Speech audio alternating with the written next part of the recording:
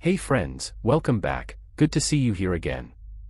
Today's story, well, let's just say if you're over 50, or have a parent, aunt, or neighbor who is, you'll want to lean in for this one. Because what's happening in Washington right now could mean thousands of dollars in new benefits, tax breaks, and protections. And yes, it's all tied to a plan that has the words Trump and 2025 stamped right across it. So what exactly is in it? Who's going to qualify? And, maybe the most important question, how soon could you actually see any of it? Let's unpack this step by step. Here's the backdrop: millions of seniors are getting squeezed right now. Rising grocery prices, higher Medicare premiums, and rents that feel like they've jumped overnight. According to the latest report from the Bureau of Labor Statistics, costs for essentials are still up nearly 6% compared to last year, and that's after the Federal Reserve's aggressive interest rate hikes. Social Security's cost of living adjustment helped, a little. But it didn't keep pace with real-world bills. And here's the kicker: the Social Security trustees are warning, again, that the trust fund could face shortfalls by the early 2030s if nothing changes. So what's Washington's response? President Donald Trump's policy team, along with a handful of GOP lawmakers like Senator Rick Scott and Representative Elise Stefanik, have been floating a 2025 senior relief package. The pitch: immediate cost of living relief, plus targeted tax breaks for retirees and near-retirees. On the other side of the aisle, you've got Democrats like Senator Elizabeth Warren and Representative John Larson saying, hold on, relief is great, but it has to be fully paid for, and it shouldn't undermine Social Security or Medicare's long-term stability. The debate is less about whether to help seniors, and more about how to structure it, and who foots the bill. So, here's what's been sketched out so far. Bigger Social Security COLA bonuses for 2025, tied to the actual inflation rate for seniors, not the general population. Expanded Medicare vision and dental coverage, something advocates have pushed for years. Property tax credits for homeowners over 65, especially in high-tax states. Higher income limits for seniors to qualify for certain federal assistance programs. Think of it as a mix of direct payments, lower out-of-pocket costs, and some behind-the-scenes tax code tweaks. Here's how one senior policy analyst, Maria Lopez from the National Council on Aging, put it when I spoke with her. She said, "Look, for someone living on $1,800 a month from Social Security, even an extra $100 a month is huge. It's groceries, it's prescriptions. But the challenge is making sure this relief reaches the right people quickly, without 6 months of paperwork." And that's a fair point. We've seen relief programs in the past where the money was authorized, and then took forever to land in bank accounts. Republicans are framing this as putting America's seniors first, without raising taxes. Democrats say the plan sounds good, but they're skeptical about funding and possible cuts elsewhere. Some budget watchdogs, like the Committee for a Responsible Federal Budget, warn that unless there's an offset, the plan could add to the deficit, which is already over $2 trillion for the year.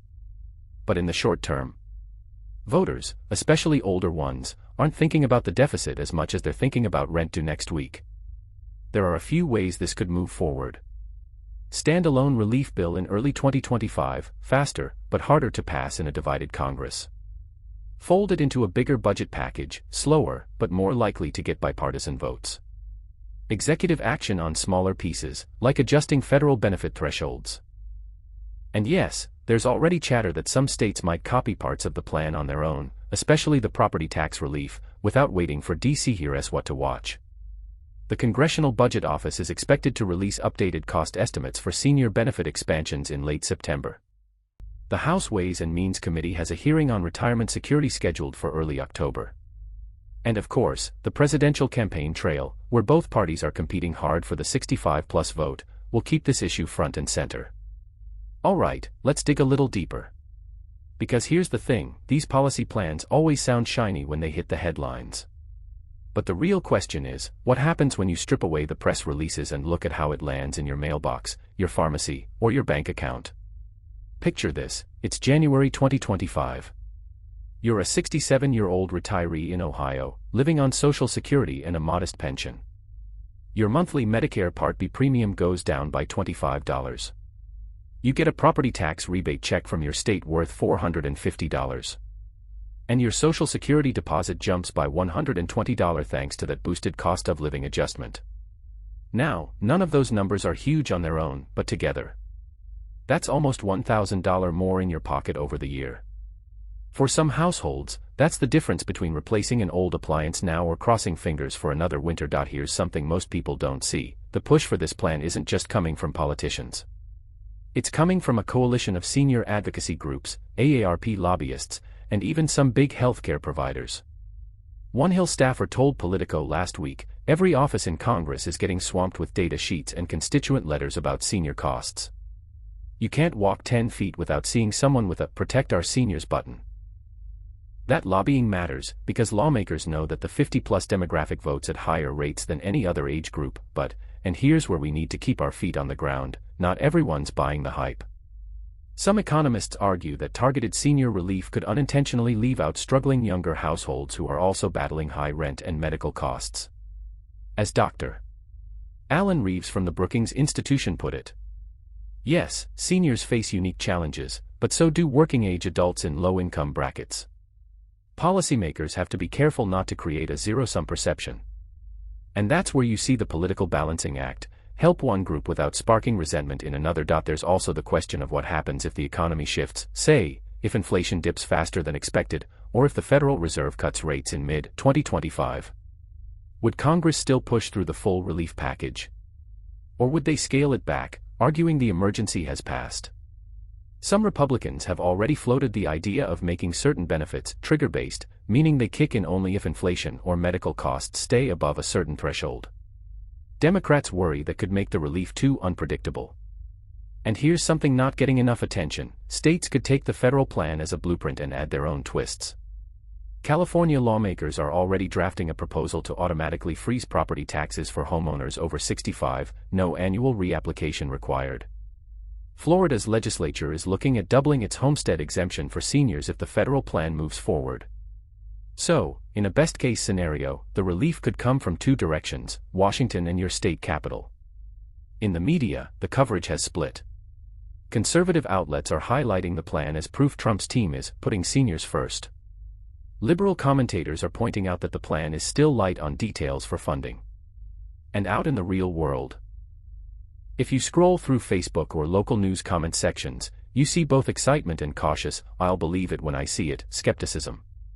It's classic American politics: the promise sounds good, the trust level depends on your past experiences. Here's a part of the conversation that doesn't get nearly enough airtime. Whenever Washington talks about big new benefits for seniors, younger generations start wondering, okay, and what about us? It's not an unreasonable question. Gen X, Millennials, and Gen Z are watching these debates knowing they'll be the ones paying into Social Security for decades before they see a dime back, if the system is still solvent. Dr. Kim Alvarez, an economist at the Urban Institute, summed it up bluntly. A plan like the 2025 senior relief package is popular in the short term, but if it's not paired with a sustainability strategy, it risks widening the trust gap between age groups. And that trust gap? It's already there. Pew Research polling from earlier this summer found only 27% of Americans under 40 believe Social Security will be able to pay them full benefits when they retire. We can't ignore the math here. Social Security and Medicare are expensive programs, and they're getting more expensive as the U.S. population ages.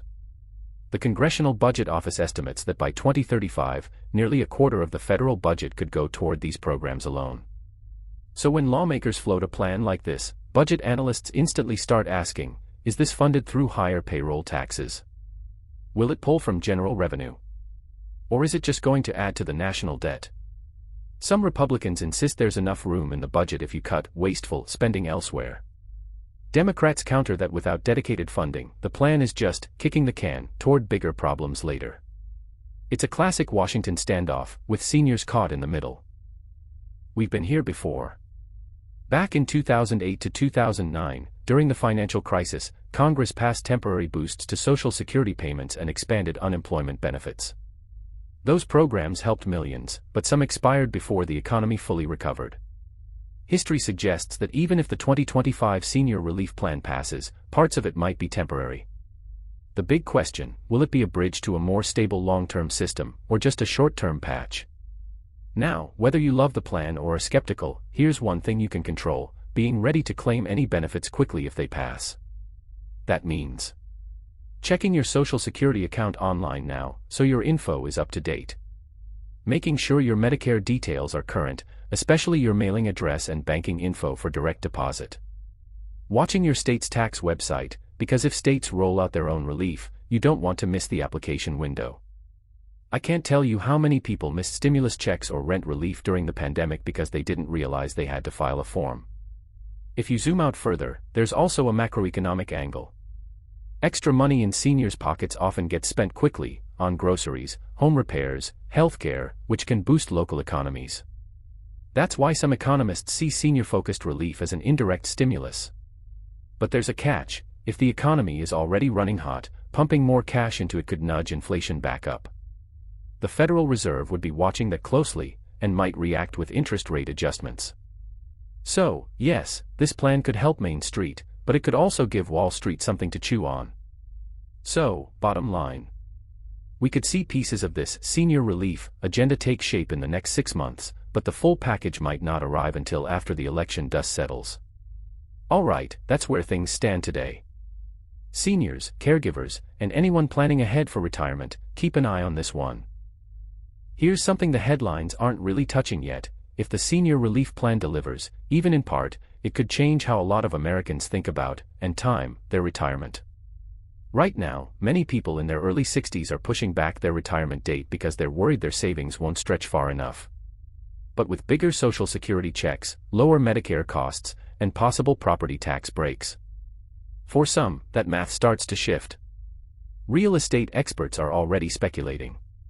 If property tax relief for seniors is locked in, more retirees might choose to age in place instead of downsizing. That could tighten the housing market for younger buyers, and it's something economists are watching closely. On the flip side, if Medicare expands dental and vision benefits, seniors might feel more confident moving into independent living communities, knowing some of those healthcare costs are covered.